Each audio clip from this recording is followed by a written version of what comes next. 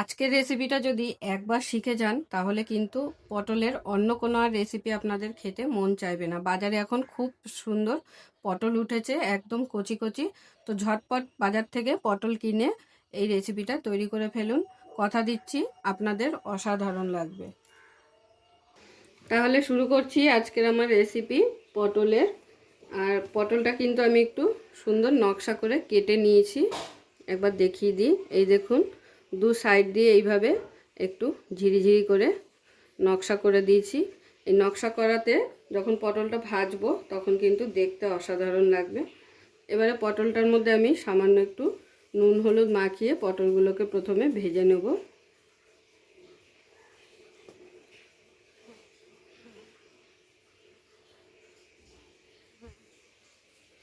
তো সমস্ত পটলে আমার নুন হলুদ মাখিয়ে নেওয়া হয়ে গেছে। এবারে পটলগুলোকে প্রথমে ভেজে নিতে হবে। তো পটলগুলো ভাজার জন্য আমি এখানে কড়াই বসিয়ে দিয়েছি। কড়াইতে দিয়ে দিচ্ছি সর্ষের তেল। রান্নাটা কিন্তু পুরোটাই সর্ষের তেলে হবে।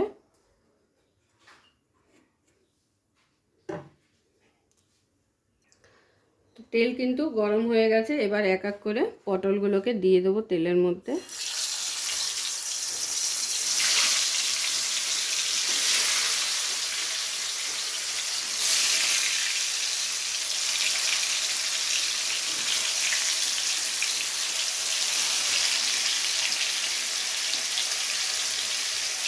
আর একটু ঢাকা দিয়ে দিয়ে ভেজে নেব, তাতে করে কি হবে, পটলগুলো খুব ভালোভাবে ভেতর থেকে সেদ্ধ হয়ে ভাজাটা হবে। আর গ্যাসের ফ্লেমটাকে লো টু মিডিয়াম আঁচে করে ভাজতে হবে।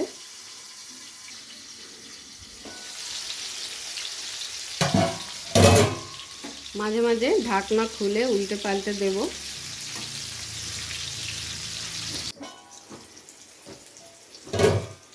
দু পিঠটা যখন একটু হালকা করে ভেজে নেওয়া হবে তখন কিন্তু খুন্তি দিয়ে এরকম একটু চেপে চেপে দিলে ডিজাইনটা পুরো একদম বোঝা যাবে যে নকশাটা করেছি।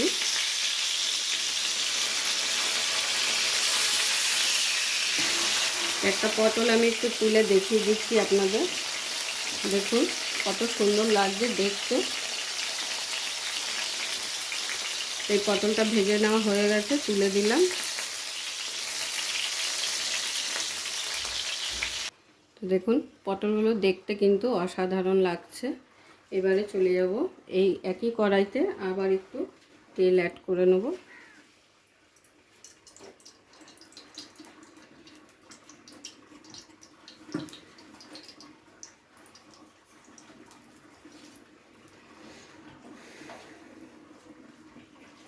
তেলটা হালকা গরম হয়ে গেছে।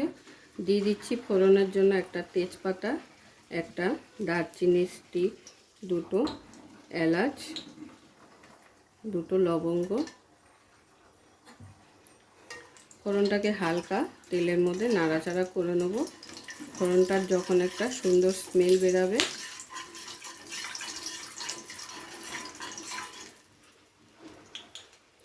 এরপর এখানে অ্যাড করে দিচ্ছি পেঁয়াজ বাটা। পেঁয়াজটাকে কিন্তু খুব মিহি করে বাটিনি, হালকা একবার বেটে নিয়েছি।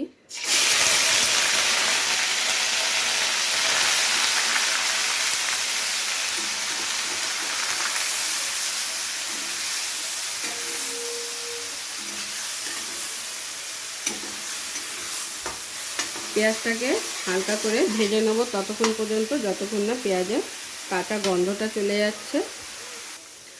তো পেঁয়াজটা আমার হালকা লাল করে ভেজে নেওয়া হয়ে গেছে আর পেঁয়াজের কাঁচা গন্ধটাও কিন্তু চলে গেছে।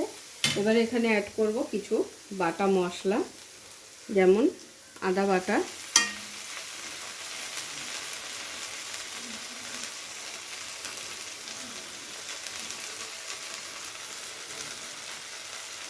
রসুন বাটা, আর দিয়ে দেবো ঝালের জন্য কাঁচা লঙ্কা বাটা।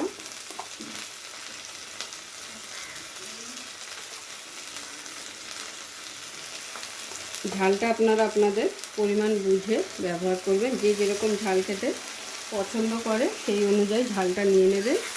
আবারও পেঁয়াজের সাথে সমস্ত কিছুকে একসাথে ভালো করে কষিয়ে নেব যতক্ষণে না আদা রসুন মশলার কাঁচা গন্ধটা চলে যাচ্ছে।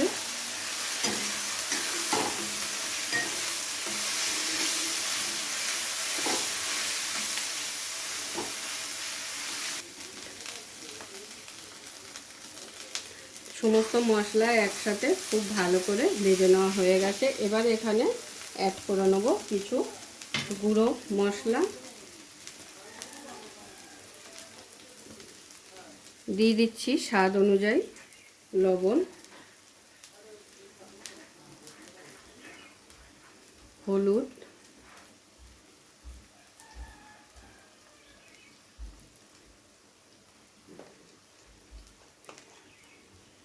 জিরে গুঁড়ো,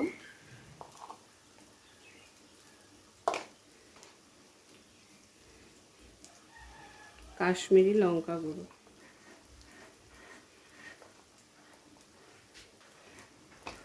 কাশ্মীরি লঙ্কা গুঁড়োটা কিন্তু শুধুই মাত্র কালারের জন্য। আর দিয়ে দিচ্ছি সামান্য একটু জল। মশলাটাকে খুব ভালো করে কষিয়ে নেওয়ার জন্য, যাতে কড়াইয়ের গায়ে লেগে না যায়, মশলাটা পুড়ে না যায়।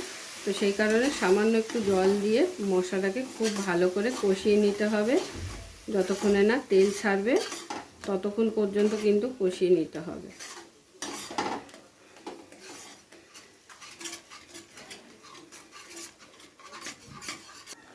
তো দেখুন মশলার গা থেকে কিন্তু তেল ছাড়তে শুরু করে দিয়েছে। যখন দেখবেন এরকম তেল ছাড়তে শুরু করেছে তখন বুঝবেন যে আপনার মশলাটা খুব ভালোভাবে কষিয়ে নেওয়া হয়ে গেছে। এবারে এখানে আমি সবার লাস্টে অ্যাড করে দেবো টমেটো পেস্ট। টমেটো পেস্টটা কিন্তু লাস্টেই অ্যাড করবেন, তাতে করে কি হবে, মশলাটার খুব সুন্দর একটা কালার আসবে। টমেটো পেস্টটাকে দিয়ে খুব ভালো করে মিশিয়ে একটু ঢাকনা চাপা দিয়ে এই মশলাটাকে কষিয়ে নেব, যতক্ষণে না টমেটোর কাঁচা গন্ধটা চলে যাচ্ছে ততক্ষণ কিন্তু মশলাটাকে কষিয়ে নিতে হবে খুব ভালো করে।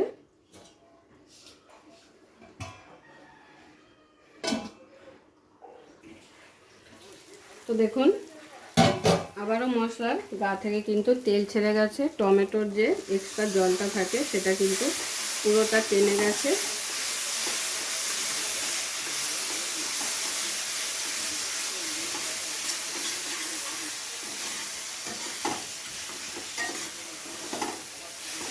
এবার এখানে অ্যাড করে দেবো গ্রেভির জন্য জল।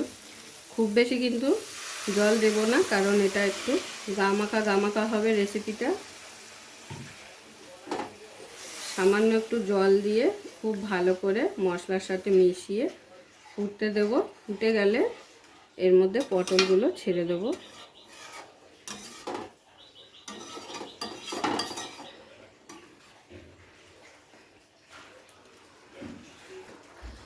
ঝোলটা এরকম ফুটে উঠেছে। এবারে কিন্তু পটলগুলো একটা একটা করে গ্রেভির মধ্যে দিয়ে দেবো।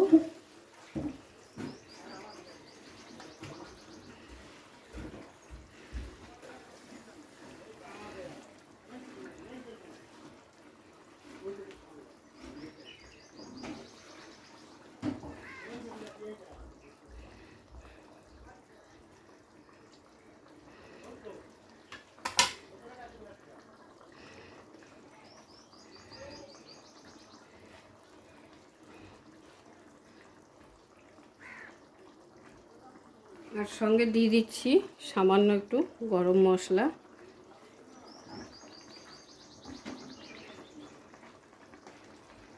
এবারে হালকা নাড়াচাড়া করে মিশিয়ে দেবো গ্রেভির সাথে পটলগুলোকে।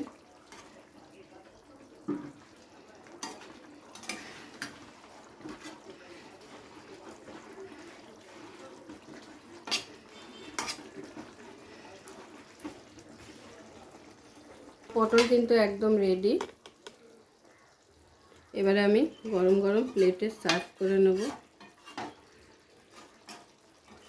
পুরো ভিডিওটা দেখার জন্য সকলকে অসংখ্য ধন্যবাদ। এরকম আরও নিত্য নতুন ভিডিও দেখার জন্য চ্যানেলটি অবশ্যই সাবস্ক্রাইব করে নেবেন আর পাশে থাকা বেল আইকনটি প্রেস করে নেবেন নতুন রেসিপির আপডেট পাওয়ার জন্য।